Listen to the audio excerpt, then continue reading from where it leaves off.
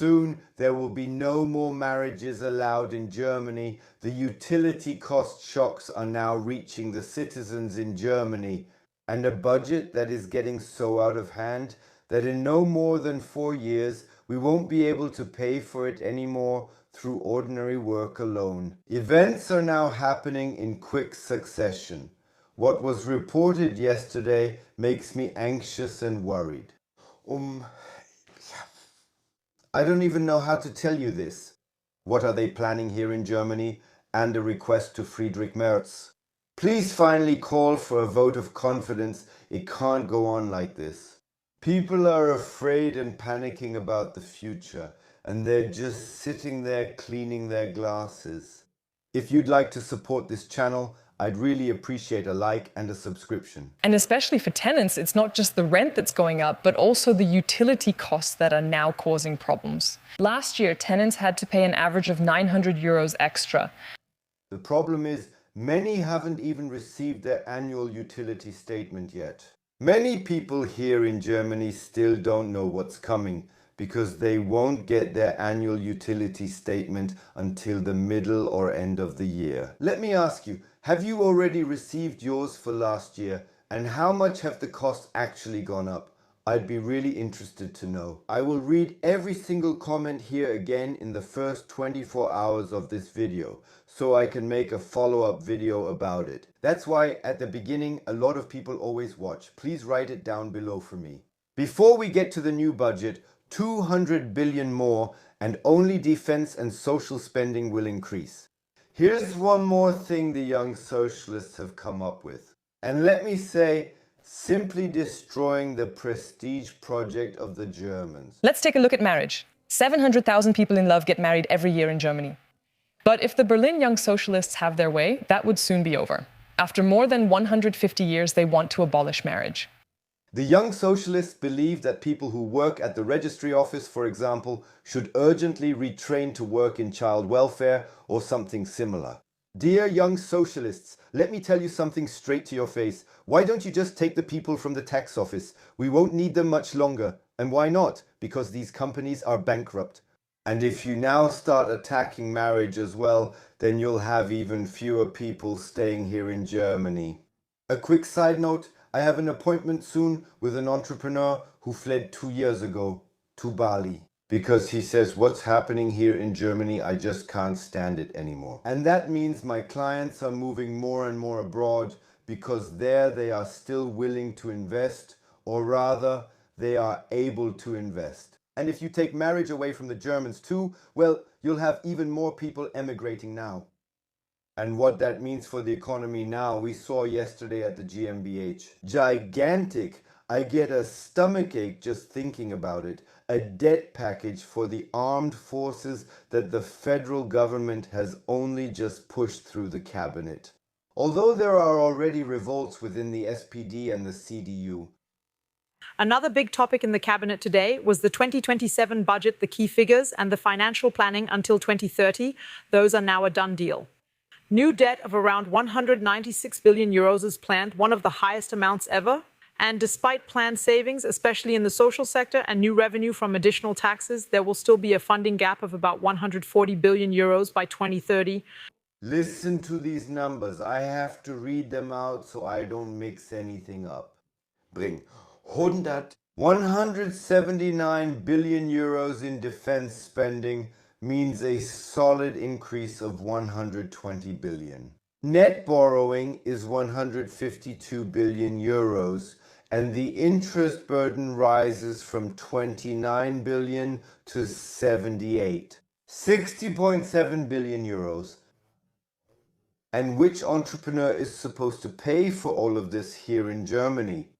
Who is even supposed to keep this place running if they don't really save money? Back there, Carsten Lindemann, when he heard that yesterday, he totally lost it and was like, are you guys out of your minds? Well, today we first had the approval of the budget framework for the 2027 budget in the cabinet. That means clear guidelines for the ministries on what still needs to be worked on until the government draft in July. According to internal records, Carsten Lindemann, tell me, Have you all lost your minds? Brit Economan warns about a nanny state. Where does state control over parenting actually begin? Another person writes, whose name I can't mention here because it's an internal record, how are we even supposed to campaign anymore? A Schulze says, if this goes through, then we've lost Saxony-Anhalt and also Mecklenburg, Mecklenburg-Vorpommern, and we don't need to worry about being in government anymore. This list is extremely long. Only one person, Günther, praises the openness of the new sugar tax and of course at the same time also mentions alcohol and tobacco. While in Bavaria, this cross-financing really upsets people. How are we supposed to hold Oktoberfest if a liter of beer costs 50 euros? These are things that aren't fun anymore here in Germany, but people are starting to rebel. You can see that in the election polls. They say they're pursuing good policies, and the AfD is now showing up in every major poll. 5 points ahead of the CDU, and the CDU is getting closer and closer to the point where they might soon fail at the 5% threshold. That means there's a union, a CSU, and a CDU, and as a result, they're falling back to the level of the SPD. Let's first take a look at the 2027 budget, which seems to be balanced in terms of income and expenditure. And we need to consider long-term measures to generate growth again, especially for the coming years. If anyone has a different opinion, feel free to express it here and write it down below. Dear SPD, dear CDU, if you keep hitting the middle class and taking more and more money from them while not easing the burden on businesses at the same time, then people won't feel like working anymore. When the welfare benefit is higher than what an average earner gets here in Germany. Because of the inflation, which for example came out yesterday, keeps rising with an accumulating effect and not a straight line, then you basically have no chance. It is impossible to generate economic growth unless you introduce the 50-hour work week, and then you'll lose even more of the middle class, who will then be even more willing to sell their houses and move abroad, where they have a 30 to 40-hour work week, where with the capital they get from selling their house, they can make a fresh start in a new country. You should definitely keep that in mind. And when people say, yes, but Putin and Trump and whoever else are to blame for this country not having any growth, I told you, there is growth except in 2 countries that are doing worse than Germany.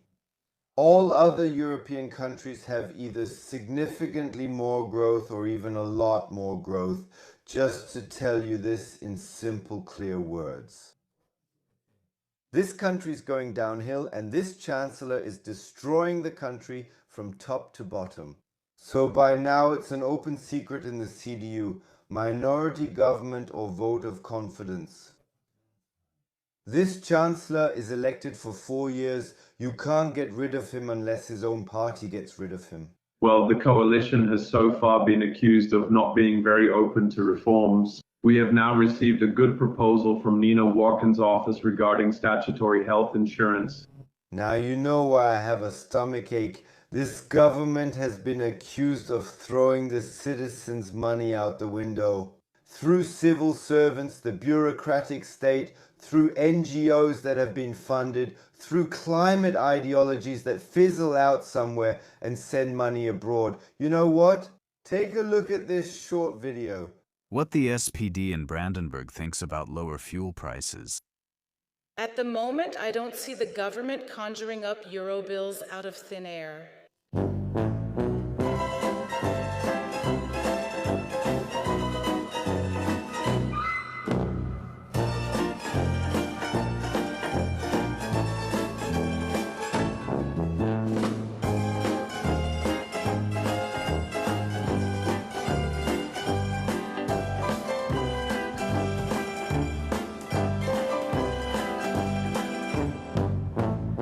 At the same time, all car manufacturers from VW to Mercedes are continuing to decline.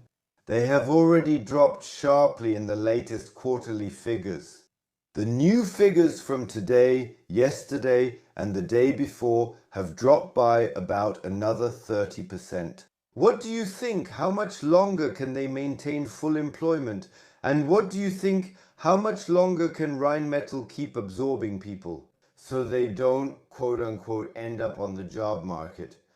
And here too, we have to make it very clear. If you receive Germany's contributory unemployment benefit, that's an insurance benefit. You paid into this insurance beforehand. Whereas Bürgergeld is a welfare benefit that isn't tied to insurance contributions.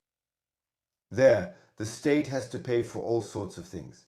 What do you actually think happens when these people come off Germany's contributory unemployment benefit after a year and move on to Bürgergeld? Because many people don't know this, but Germany's contributory unemployment benefit is limited to 1 year. Whether you've worked for 40 years, 30 years, or just 2 years, nobody cares, but these people, yes. The economic crisis, they're slowly starting to move into Bürgergeld, and that makes the whole situation even worse. That means even more debt, even higher health insurance contributions, but you hide that very well in your reforms. And since you can't print money either, except for other countries, we have this serious problem here. By summer, we want the coalition to decide on long-term care insurance reform. Pension insurance still needs to be addressed too. If you keep going like this, yes, I think at least half of all Germans can be happy by now. Because then the AfD will probably manage to achieve an absolute majority in the next elections here in Germany. Because then the CDU and also the SPD are basically dead. If you handle the hospital reform the same way with pensions and other reforms where you save at the citizens' expense instead of cutting your own spending, and you keep raising your own salaries higher and higher, then we definitely don't have to worry about anything here in Germany anymore.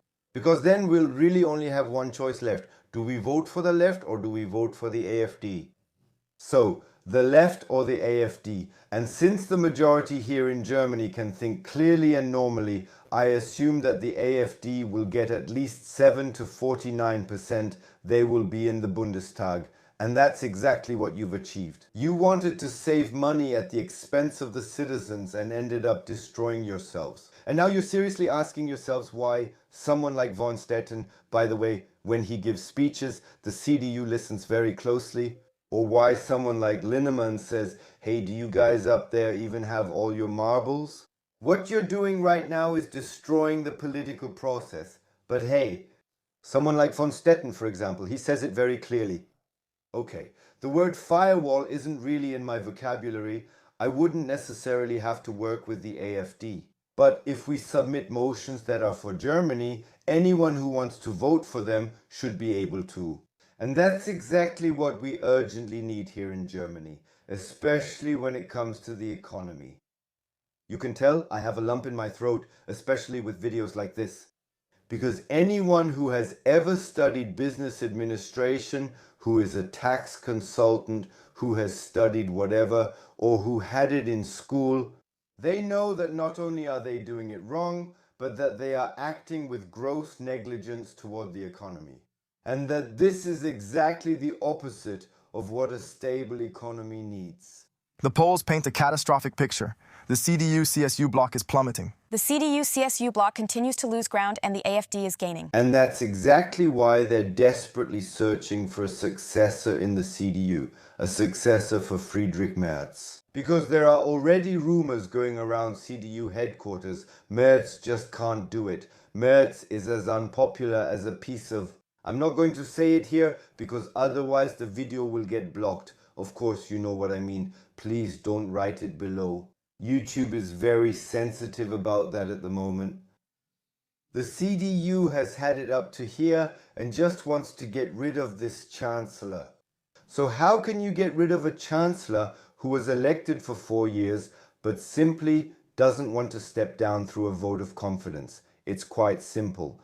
By making sure that whenever he comes up with something, his own party blocks him.